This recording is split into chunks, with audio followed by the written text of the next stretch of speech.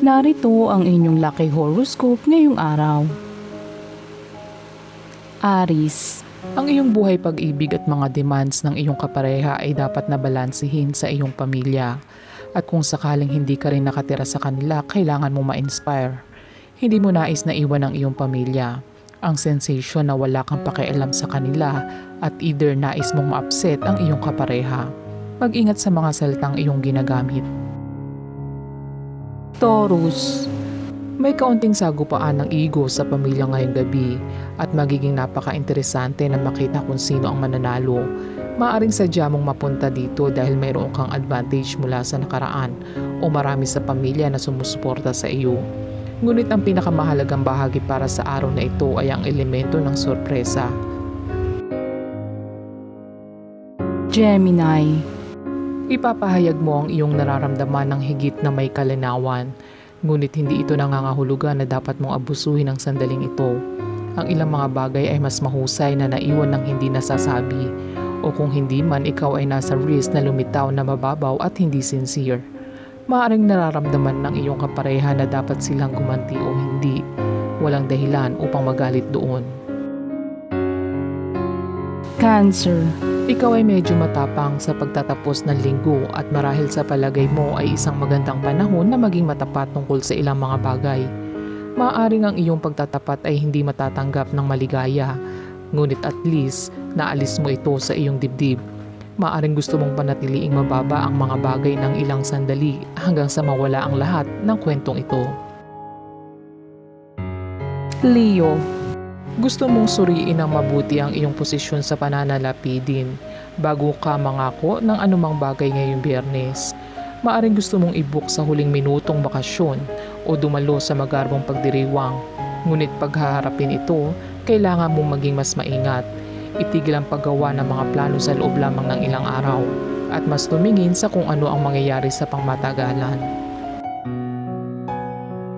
Virgo, ang kasalukuyang ugali ay itinutulak sa harap ng ilang hindi natapos na negosyo na maaaring mayroon ka sa trabaho.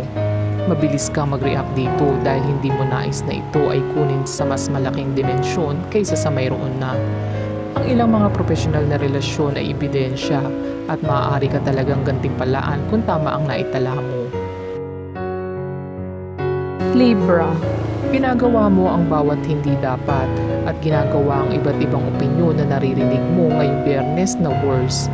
Ngunit marahil ay ginagawa mo ng masyadong personal ang mga bagay. Hindi ka rin dapat mahulog sa iba't ibang extreme, either hindi alintana kung ano ang mangyayari. Ang isang mabuting payo ay marahil magmula sa isang matalik na kaibigan at maaaring may kinalaman sa pagpili na matalino mong laban. Scorpio, maaari kang maging matapang sa iyong mga choices ngayong Biyernes, ngunit ang ilan sa mga ito ay dapat lamang itago sa iyong sarili. Ang ilan sa mga mangyayari ay tila race sa obstacles, lalo na sa pagdating sa pagbabalanse ng mga huling bagay na dapat mong gawin sa trabaho. Sa mga oras na kinakailangan na nasa bahay ka dapat, isipin na i-prioritize ang ilan sa mga gawain.